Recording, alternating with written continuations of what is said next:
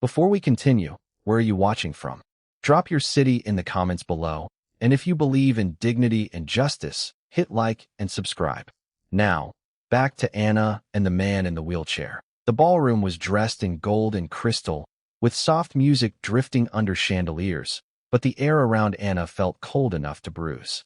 She stood near the edge of the room in a simple navy dress, her hands folded neatly at her waist, while men in tailored suits and women in diamonds moved past her as if she were part of the wallpaper. At the center of it all sat Marco De Luca, the man everyone called the boss, his broad shoulders straight despite the black wheelchair beneath him, his expression unreadable, his presence heavier than the marble floor itself. People had whispered about him all evening, not just because he was dangerous, but because he had once ruled entire streets before the accident changed the way he moved through the world. Some said the chair had softened him. Others said it had made him crueler. None of them understood him enough to be right. Then one of the guests, a sharp-tongued man with silver cufflinks and a laugh too loud for the room, looked directly at Anna and smirked. "You brought her here," he said, nodding toward her with open contempt. "That's not exactly a fitting choice for a man like you." A few people chuckled politely, the kind of laughter that only exists when cowardice is dressed as manners. Anna's cheeks warmed, but she did not look away. She had learned a long time ago that dignity did not vanish just because others refused to see it. Marco's jaw tightened, yet he said nothing at first. His fingers rested still on the arm of his chair, and in that silence there was something sharper than anger. He had spent years being looked at with pity, with curiosity, with the quiet insult people never had the courage to say aloud. Weak, broken, finished. They thought the chair had taken his authority with it. They were wrong. Anna noticed the change in him before anyone else did. It was small, almost invisible, but she saw the way his eyes hardened, not with embarrassment, but with decision. He was not shamed by their words. He was measuring them, waiting. The guest leaned in, emboldened by the silence, and added, "I just meant, with all due respect, a man in your condition should be careful about who stands beside him." That was when Marco finally turned his head. The room seemed to contract around that one movement. His voice, when it came, was calm enough to be dangerous. "My condition," he said, each word clipped and clear, "does not reduce my judgment, and it does not decide who deserves respect in my house." The smile vanished from the guest's face. Anna's breath caught, not because Marco had defended himself, but because he had defended her without hesitation, without apology, as if her value were not up for debate. He gestured once to the nearest server, then to the man who had spoken. "Remove him from the guest list," Marco said, "and have my assistant prepare the papers for the foundation transfer tonight. If this room cannot show decency, then it does not deserve my money." The murmurs began immediately, low and stunned. Anna looked at him, truly looked at him, and for the first time she saw more than power or rumor. She saw a man who had been wounded and still refused to become small. A man who had turned pain into discipline and isolation into an empire. And as the room fell into a tense, breathless silence, Marco met Anna's eyes and gave the smallest nod, as if he had already decided she would not be standing alone for long. Because what nobody at that table knew yet was that Anna was not there by accident, and the reason she had been invited was connected to the hidden truth behind the chair he sat in. Before we continue, where are you watching from? Drop your city in the comments below, and if you believe in dignity and justice, hit like and subscribe. Now back to Anna. The silence at the table had not fully broken when Marco's phone vibrated against the arm of his chair, a subtle movement lost to everyone except the man beside him, who leaned in with the kind of caution that came from knowing which details mattered. Anna stood where she had been placed, hands folded so tightly together that her knuckles had gone pale, her breathing measured but shallow. The guests who had been so loud only minutes ago were now suddenly fascinated by their wine glasses, their linen napkins, the polished edge of the table, anything at all that would keep them from meeting Marco's eyes. The room had shifted. Everyone could feel it. Marco did not need to raise his voice to command attention. His stillness did that for him. He looked at the document folder his assistant had brought, then at the woman standing in front of him, and in that brief pause Anna understood that whatever game had brought her here was no longer in anyone else's hands. "Tell me again," he said calmly, not to the crowd, but to the older man across from him. Why you believe this woman should not be in my home?" The man swallowed hard and tried to smile, but the smile collapsed before it could form. "Marco, I was only saying she seemed out of place." Marco tilted his head a fraction, as if considering a detail in a business contract. "Out of place," he repeated. Interesting phrase. Then his gaze moved to Anna, and something in his expression softened, not enough for the room to miss it, but enough for her to notice. "Anna, would you come here?" No one moved until she did. The soft click of her shoes against the floor sounded far too loud in the quiet. When she reached the side of his chair, Marco gestured to the papers in the folder. "Read the second page," he said. Anna hesitated, then took the sheet with careful fingers. The paper was thick and expensive, the print sharp and official, but it was not the legal language that made her stomach tighten. It was the name in the header. Her own name. She looked up at him, startled, and Marco watched the recognition settle across her face. The room leaned in without meaning to. "This file," he said, "was delivered to my office 3 days ago. It contains records from a private adoption agency, a sealed charity account, and one old transportation ledger from a hospital in Newark." Anna's breath caught. The sound was tiny, but in that room it was enough. Marco continued, his voice low and deliberate. "Your mother's name appears on all 3. Anna felt the floor seemed to tilt beneath her, not from fear now, but from the sudden, impossible weight of a truth she had never been allowed to hold. "That can't be right," she whispered. Yet even as she said it, her fingers were already trembling over the page, because she could see the dates, the initials, the handwritten note in the margin from someone who had tried to hide the trail and failed. Marco saw the color leave her face. He had known this moment would come, but he had not known how hard it would hit her. Across the table, the older guests were staring now, their earlier arrogance replaced by a nervous, guilty stillness.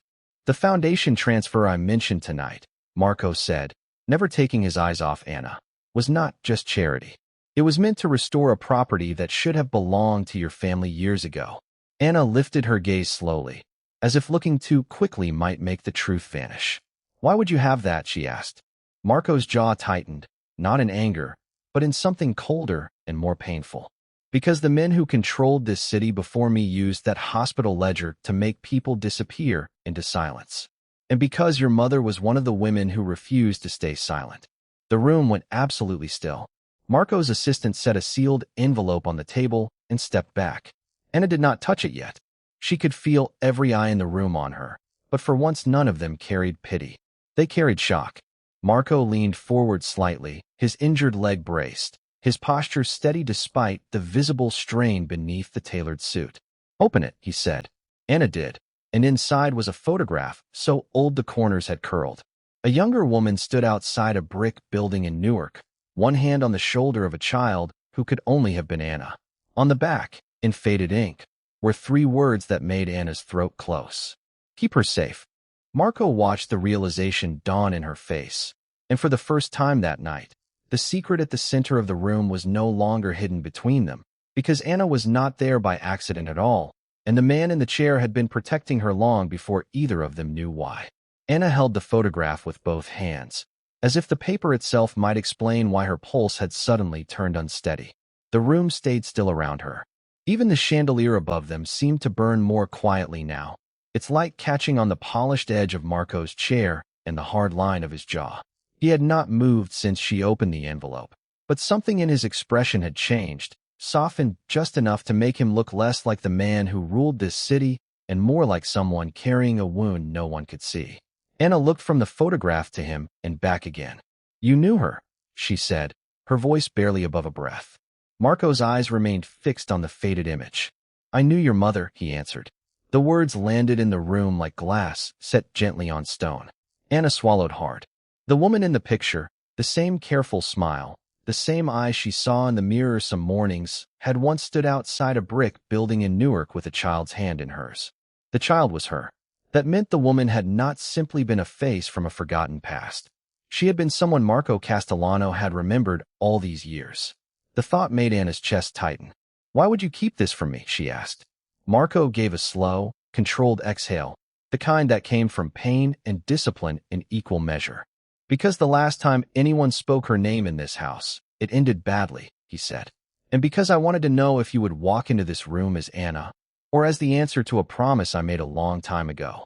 The answer sat between them, heavy and exact. Anna glanced down at the back of the photo again. Keep her safe. The words were simple, but they carried the weight of years. Was that your handwriting? She asked. Marco did not answer right away.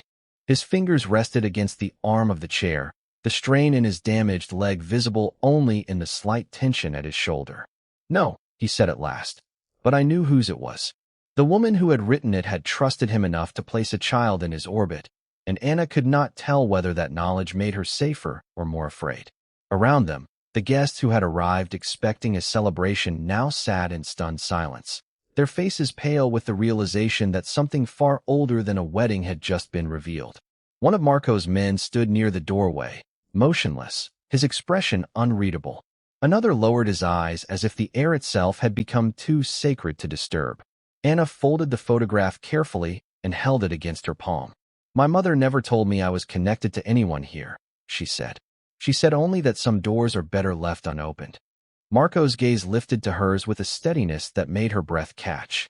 And yet she sent you here anyway. For the first time, Anna understood that this was not a random inheritance, not a sentimental mystery assembled for her convenience. It was a deliberate handoff, a thread stretched through time and risk and silence. Marco had not simply been waiting for her to arrive.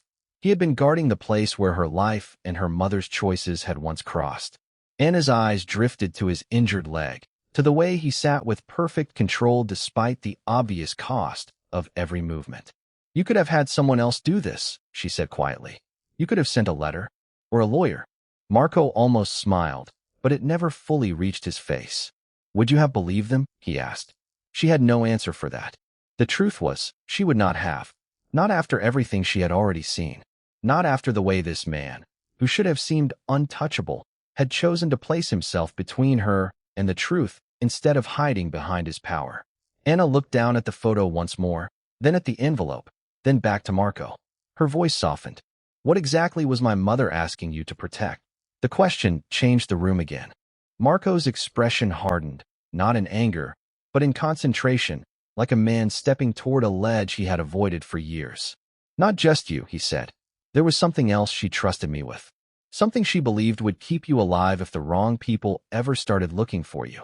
Anna felt the color leave her face. Wrong people? Marco nodded once, slow and grave. And now that you're here, they may already know your name. Every eye in the room shifted toward her at once, and Anna realized the secret had not finished opening. It had only begun. Before we continue, where are you watching from? Drop your city in the comments below, and if you believe in dignity and justice, hit like and subscribe. Now, back to Anna, who was still standing in the middle of Marco Bianchi's private office with the weight of his warning hanging in the air. The room was quiet except for the low hum of the city beyond the windows and the soft tick of the clock on the wall, each second pressing harder than the last. Anna kept her eyes on the envelope in her hands, then on the photograph, then on Marco himself. He sat behind the desk with the stillness of a man who had learned to command attention without ever raising his voice. One hand resting near the polished wood, the other settled carefully at his side, as if his body had taught him to conserve every motion for what mattered. His disability was visible now only in the slight brace at his leg and the deliberate way he shifted his weight, but nothing about him felt diminished. If anything, the silence around him made him feel more dangerous, more precise, more impossible to ignore. You said my mother trusted you with something else, Anna said at last, her voice low. What was it? Marco did not answer right away. He looked toward the closed door, toward the men who had stayed outside on purpose, then back at Anna with an expression that seemed to carry years inside it. Your mother knew her name would not be enough to protect you forever, he said. So she left more than a warning. She left proof. Anna's fingers tightened around the envelope. Proof of what? Marco's eyes dropped to the photo. Proof that someone has been lying about where you came from and why they wanted you hidden in the first place. The words landed softly, but the effect was immediate. Anna felt the floor seem to shift beneath her, not because she was afraid of him, but because for the first time the secret she had chased was beginning to take shape. Hidden from who? She asked. Marco leaned back slightly, his jaw tightening in a way that suggested he had been holding this answer back for far too long. From people who knew your existence could ruin them, he said. And from one man in particular who has spent years making sure no one connects you to him. Anna stared at him, trying to read the line of his face, the measured way he spoke, the careful choice of each word. Then she saw it, a small detail she had missed before. The photo was not just old, it had been folded and unfolded so many times that its edges were softened like fabric. Someone had kept it close. Someone had needed it close. My mother knew this man, she asked. Marco's answer came after a long pause. She knew him well enough to fear him, he said, and well enough to run. Anna swallowed hard. Outside, a car door shut somewhere below, and both of them turned instinctively toward the window. Marco's gaze sharpened, his entire body going alert in a way that made the room feel smaller. Do they know you're here? Anna asked. Not yet, he said. But if the wrong person saw you walk into this building, we may not have as much time as I hoped. He reached for the envelope, then stopped, as if deciding whether to give her the next piece of truth or keep protecting her from it. When he spoke again, his voice was even quieter. Inside that envelope is the name of the man your mother believed was responsible for everything. It's the name she told me never to say until you were ready. Anna's breath caught. The name in that envelope was no longer just ink on paper. It was a key, a threat, and a door that once opened could change everything she thought she knew about her life. She looked down at it, then back at Marco, and in that suspended silence, she understood that the secret at the center of her identity was now within reach, and so was the man who had been hiding it. Anna did not move at first. She stood in the narrow corridor outside Marco's private office, the envelope resting in her palm like something alive, as if even paper could carry a pulse when it held the wrong truth. The building was quieter now. The earlier tension softened into the low hum of distant footsteps and muffled voices behind closed doors. Marco sat in his leather chair beneath the amber glow of a desk lamp, his weakened legs stretched carefully along the side, his cane resting within reach like a reminder that even a wounded man could still command a room without raising his voice. He watched Anna with the same controlled patience he used when negotiating with men twice as dangerous as himself. But this time, there was something different in his eyes. Not strategy, not calculation, concern. You can open it here, he said, his tone measured, almost gentle. Anna swallowed hard. If I open it, there's no going back. Marco gave a single slow nod. I know. She turned the envelope over once, then again, her fingers brushing the seal as though she could feel the weight of her mother's fear pressed into the paper. For years, her life had been built on silence, on missing names, on questions that never found answers. Now the answer was inches away. She slid one trembling finger beneath the flap and drew out a single folded sheet. The room seemed to contract around her as her eyes moved across the first line, then the second. Marco said nothing. He only studied her face, waiting for the moment the truth would land. Anna's lips parted, but no sound came out. The name was not unfamiliar. It was worse than that. It belonged to someone close enough to have touched her life without ever being seen, someone trusted, someone who had stood in the shadow of her family's worst day and kept his own hands clean in public. This can't be right, she whispered, but even as the words left her mouth, she knew her mother had not lied. Marco leaned forward slightly. Read the rest.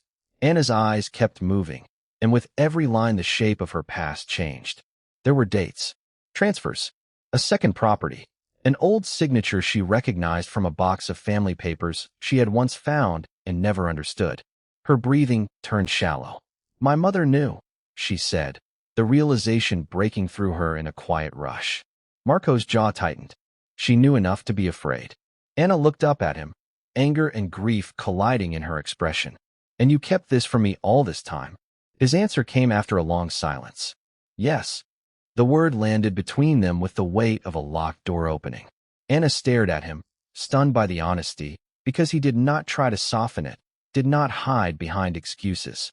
Your mother made me promise not to tell you until you were strong enough to hear it without someone else shaping the truth first, he said.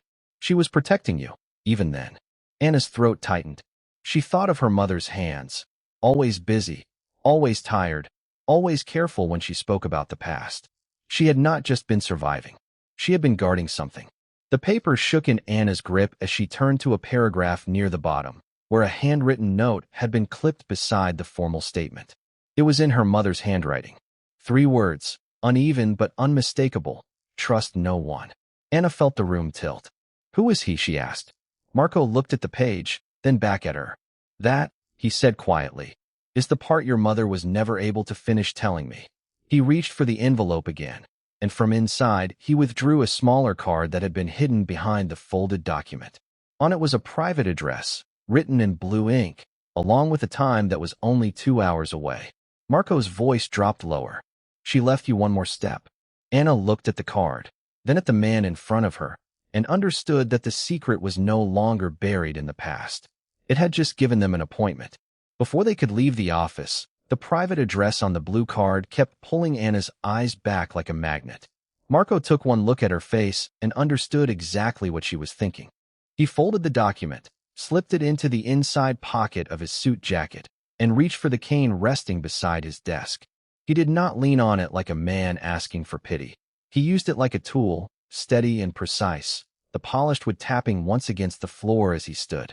In the quiet that followed, Anna noticed something she had missed before. The way everyone in the room moved a little differently around him, not with sympathy, but with respect that had been earned somewhere she could not yet see. We're going, he said. Anna blinked. Now, he replied, and the answer carried the same weight as a locked door opening. The drive across Chicago was silent at first, the kind of silence that only exists when 2 people are trying to decide whether hope is brave or foolish. Outside, the evening light slid across glass towers and wet pavement, turning the city into gold and steel.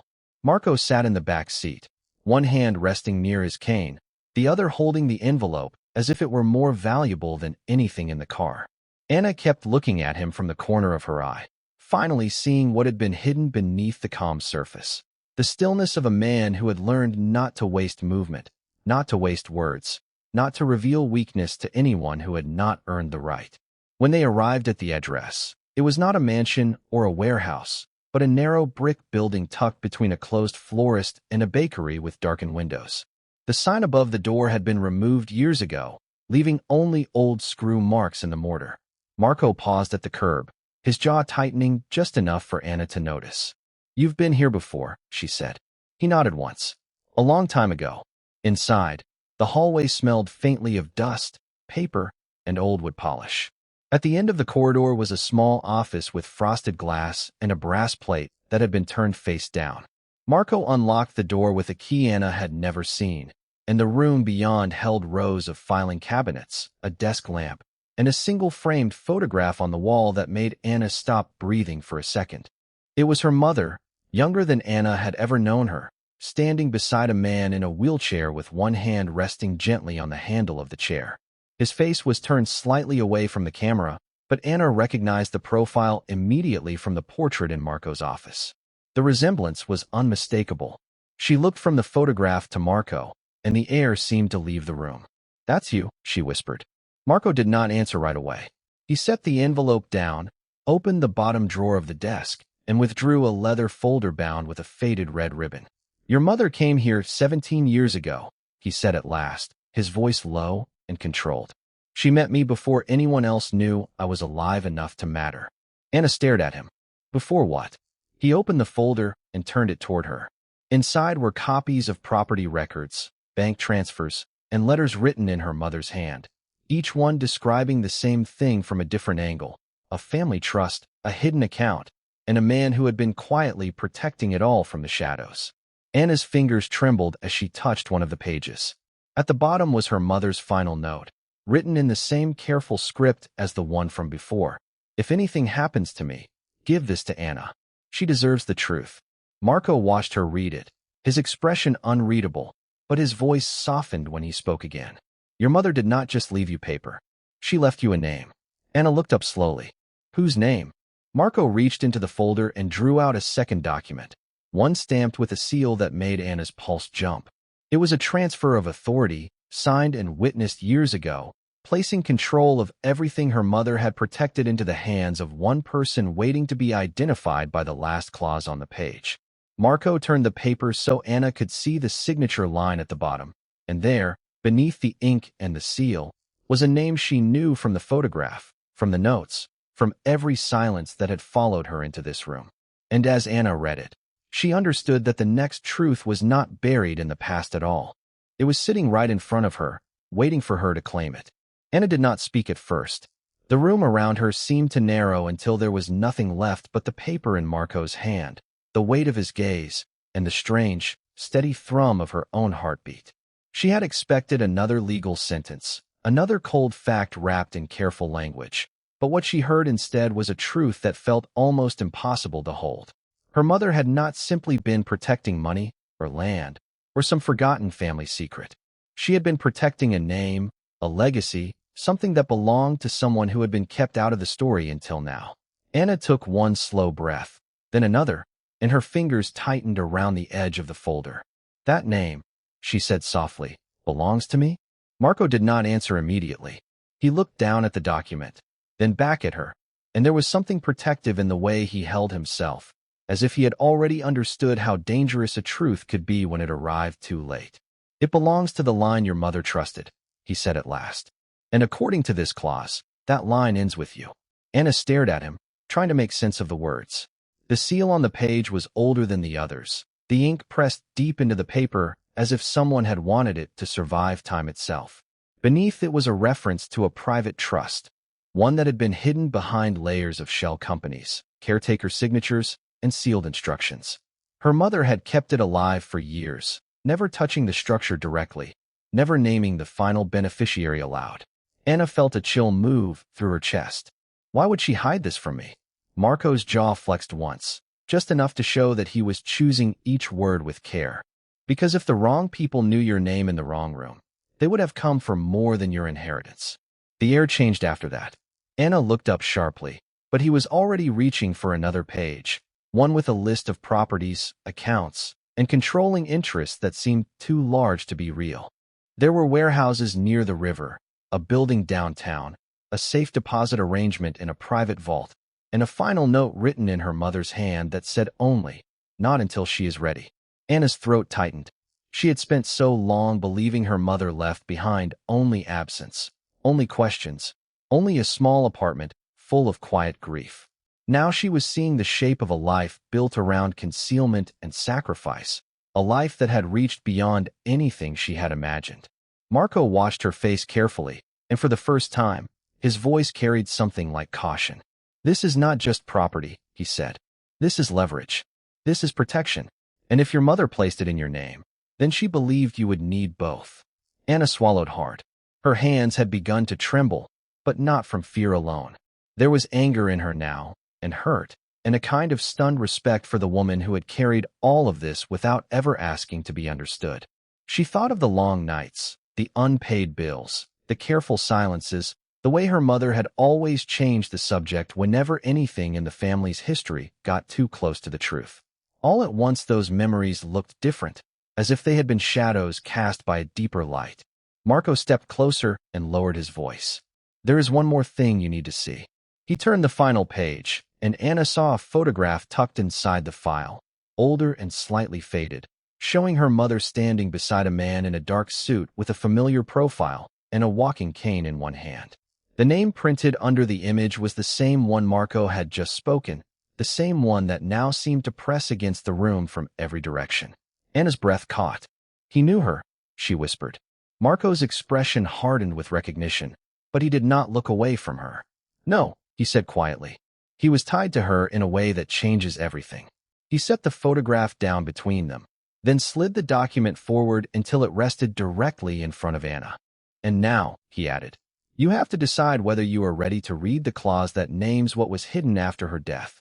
Before he read another line, Marco watched Anna's face in the quiet that followed, the kind of silence that felt heavier than noise. The photograph between them seemed to draw the air out of the room, and for a long moment neither of them moved. Anna's fingers tightened around the edge of the chair, as if she needed something solid to keep herself from drifting into the past that was trying to rise around her. "Why would my mother keep this hidden?" she asked, but her voice had lost its edge. It was smaller now, made fragile by the possibility that the answer might be worse than anything she had imagined. Marco did not reach for the file. He simply stayed where he was, one hand resting on the cane, The other folded behind his back with the discipline of a man who had spent his life learning how to control what he revealed. Because people lie to survive, he said, and because some truths cost more than they should. Anna looked down at the page he had opened, but the lines were blurred by the pressure building behind her eyes. Marco had not shown her the claws yet, and that restraint only made the room feel more dangerous. Outside the windows, the city kept moving, indifferent and bright, but in here the light had gone flat, stripped of warmth. She swallowed once and forced herself to breathe. If she knew you, Anna said, then why didn't she ever mention your name? Marco's jaw tightened, not with anger, but with something older and more complicated. He tilted the paper slightly, letting her see the first sentence without giving away the rest. Because your mother was protecting someone, he said. Maybe you. Maybe herself. Maybe both. Anna stared at him, and for the first time since the file had been opened, he looked less like a man built of power and more like one shaped by memory. The cane stood beside him like a quiet witness, but the authority in the room did not come from it. It came from the way he waited, refusing to force the truth into her hands before she was ready to hold it. He tapped the page once, a small, precise motion that made Anna's eyes follow it downward. This clause, he said, was never meant to be found by accident. It was sealed for a reason. Anna finally leaned forward, her shoulders tense, her breath shallow, and Marco turned the document toward her just enough for the first hidden line to catch the light. The words were clean, legal, and mercilessly specific, naming a condition tied to her mother's estate, a condition that appeared to place Anna at the center of a secret arrangement no one had ever told her existed. Her lips parted, but no sound came out.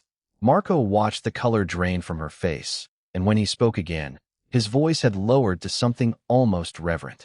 "Read the next line," he said.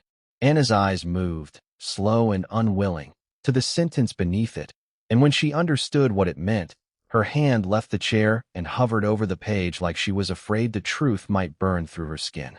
Marco did not interrupt. He only stood there, steady as stone, while the hidden clause began to reveal the first name connected to her mother's death, and the room seemed to narrow around that one impossible detail.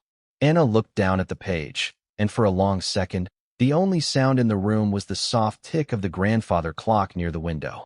Marco did not rush her. He stood beside the desk in the dim, amber light, one hand resting lightly on the carved wood, as if he were anchoring the entire room with his silence. The hidden clause had changed everything, but not in the dramatic way Anna had feared. It did not accuse her. It did not trap her. It named her. It placed her where she had always belonged in a story she had never been allowed to read. Her mother had not been careless. She had not been cold. She had been protecting her daughter from a family betrayal so old it had settled into the walls of the house itself. Anna's throat tightened as she read the name again, then the next line, and then the one after that. A legal arrangement. A trust. A letter that had been sealed away after the funeral. A final protection her mother had arranged with the quiet precision of someone who knew danger could wear a polite face. When Anna finally lifted her eyes, they were shining, not with tears yet, but with the shock of someone standing on the edge of a truth too large to hold at once. She knew, Anna whispered. Marco's expression did not change, but something in his eyes deepened. Yes, he said, and she trusted the wrong people with the truth. Anna's fingers trembled over the paper as she turned to the page that had been folded behind the others. And there, in plain language, was the reason her life had been shaped so carefully, so strangely, for so many years. Her mother had named a man. Not just any man. The man whose signature sat beside the estate clause. The man who had approved the silence. The man who had benefited most from Anna never knowing what was hers. Anna read the name once, then again, and the room seemed to tilt beneath her feet. She had seen that name before. On invitations. On bank records. On polite condolences sent after the funeral. A family friend, everyone had called him. A trusted advisor. But now the truth stood between them like a blade of light, and Anna felt something in her chest go cold and still. Marco saw the change in her face immediately. "You know him," he said. She nodded once, slowly. "He was close to my mother. He came to the house after she got sick. He said he was helping with the paperwork." Marco's jaw tightened, but his voice remained controlled. He was helping himself. Anna stared at the page until the words blurred. The betrayal was almost too clean, too tidy. Her mother had not lost everything by accident. Someone had watched, waited, and used grief like a door left open. For a moment, Anna could only hear her own breathing, shallow and unsteady. Then Marco moved. He took the file from her gently, not to take power, but to give her time to stand without shaking. "There's more," he said. He turned one page, and Anna saw his hand pause on a paragraph marked with her mother's initials. The clause explained the final condition of the estate, a condition her mother had attached to the entire inheritance. Not a punishment, not a test, a promise.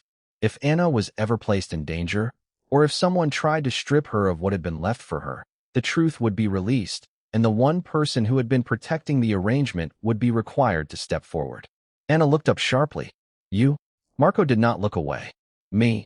The word landed between them with the weight of years. It explained the way he had watched over her from a distance.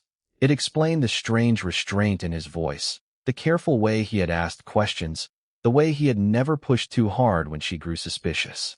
Anna's heart pounded. All this time, Marco gave a small, almost tired nod. "I was honoring a promise I made to your mother before she died."